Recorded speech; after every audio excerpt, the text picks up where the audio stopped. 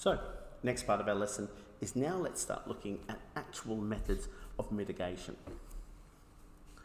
So, number one, education.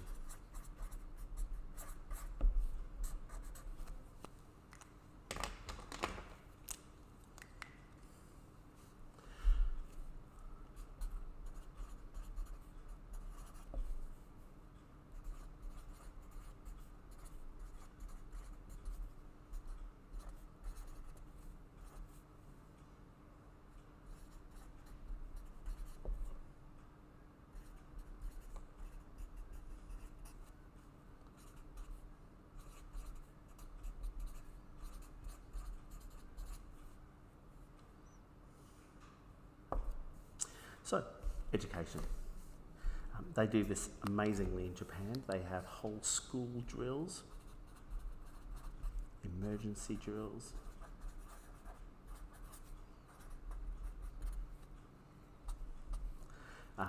They learn how to secure their houses and secure their items.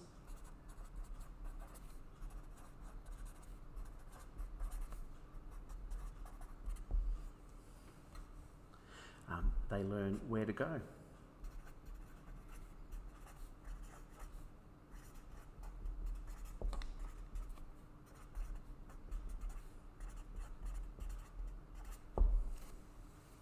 So education, number one, probably one of the best ways of making sure that people don't really die.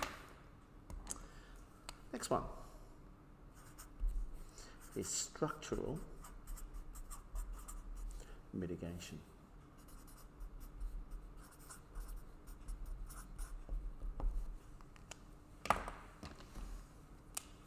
With structural mitigation, we're actually looking at what you can actually do, physical things you can do to make sure that buildings can withstand earthquakes. Buildings.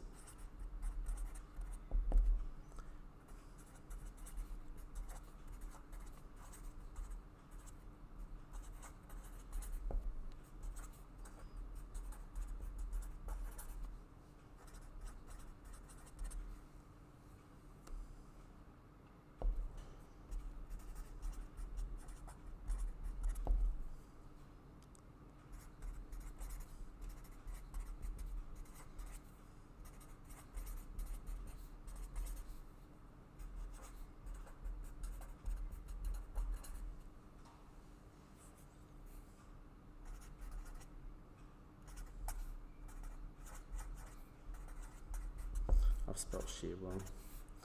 When I say shear movement, you all know what I mean, side to side movement. So buildings need to be designed to withstand earthquakes. The materials must be modelled and pre-prepared so that they withstand earthquakes.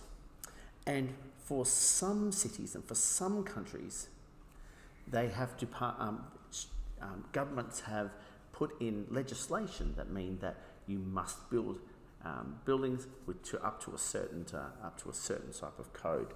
We'll come back to that with non-structural mitigation. But so the materials model must be used to withstand shear movement. Testing must be done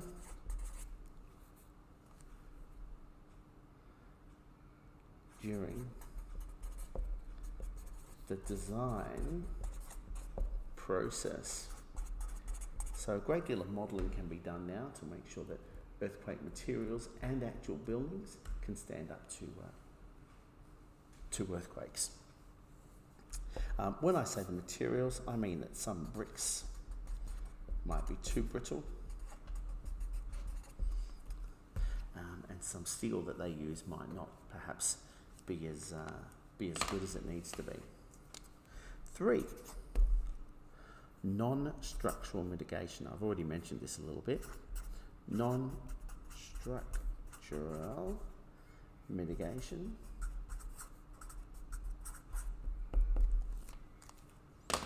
And remember, I'm just talking about earthquakes here.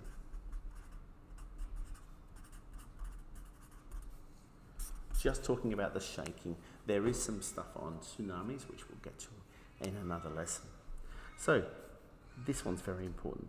Governments need to have policies, let's change to have legislation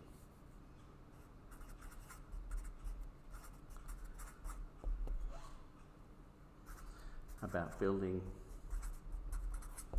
codes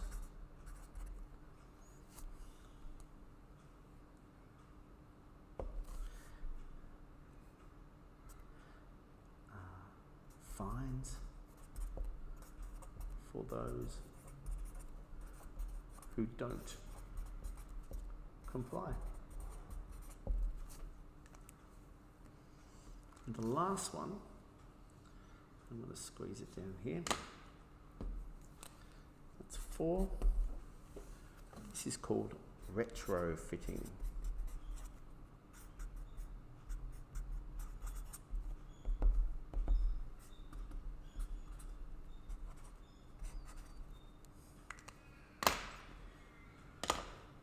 Let's use a black pen. Retrofitting is when current or existing buildings are altered to be able to allow them to withstand any earthquakes. So altering existing buildings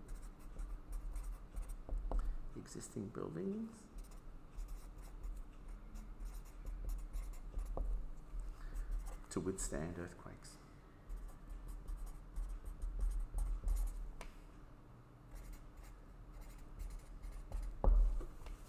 So these are our 4 primary mitigation methods, and we're going to be looking at structural mitigation and retrofitting. We'll be looking at that in a little bit more detail. Just leave that there for you so you can have everything there. Make your notes.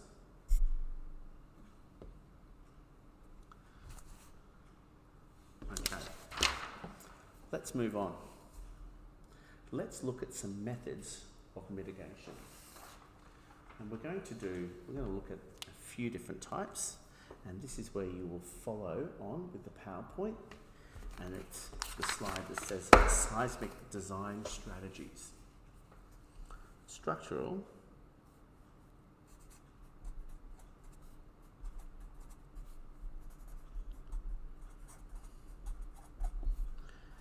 and seismic design.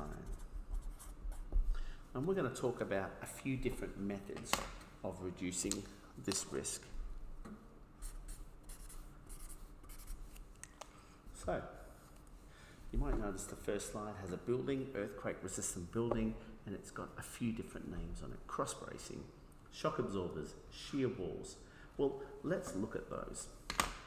And we're going to start with the first type, and that is the shear walls.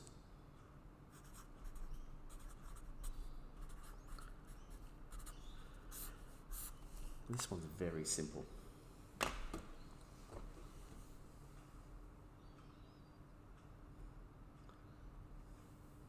So a shear wall is, when you think of most walls, they're made of bricks. And they're made of lots of individual bricks, all together like this, and it's all very wonderful. There we go, more. This is going to take a while, guys. Go get a cup of tea if you want. Come back when I'm done.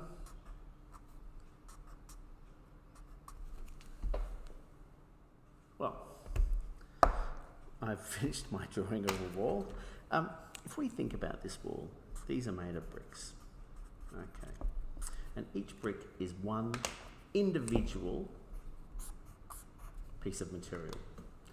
It's made out of a clay and dirt material. I shouldn't say dirt, but it's made out of clay material, and it's essentially like a compacted rock or sedimentary rock. It's brittle, which means it will crush and it will break apart under stress and pressure.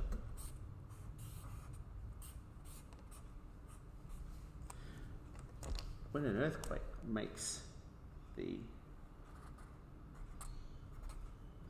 when we have the pressure moving from one area up and down to side, it causes fractures in the brick.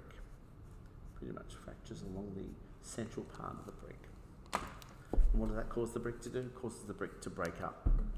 Now, when you've got a whole wall of bricks, well, when the wall is put under shear forces, then this occurs with every single brick. Now, the idea of a shear wall is a single structure, a single panel.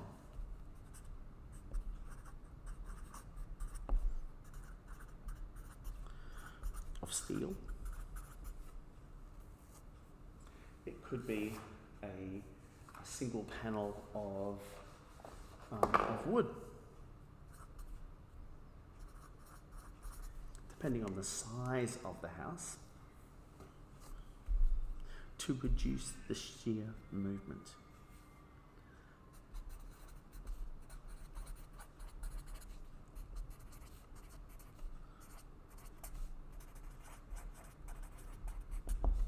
It reduces the shear movement.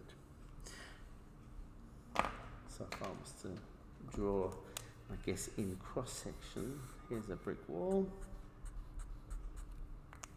and here on the other side we had a shear panel, and here a shear panel.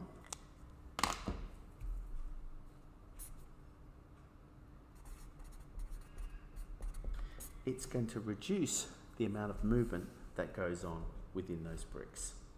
That's what a shear wall is. Sometimes it's used on wood houses, sometimes it's used on even on bamboo. Those sort of buildings, they will actually, when there's any sort of sideways movement, it will fall apart. But the shear walls keep this whole section together. And if this is the case, there was a shear wall here, it would keep that whole section of brick together rather than having it go under that shear stress. All right, let's look at the next type. The next type is cross bracing.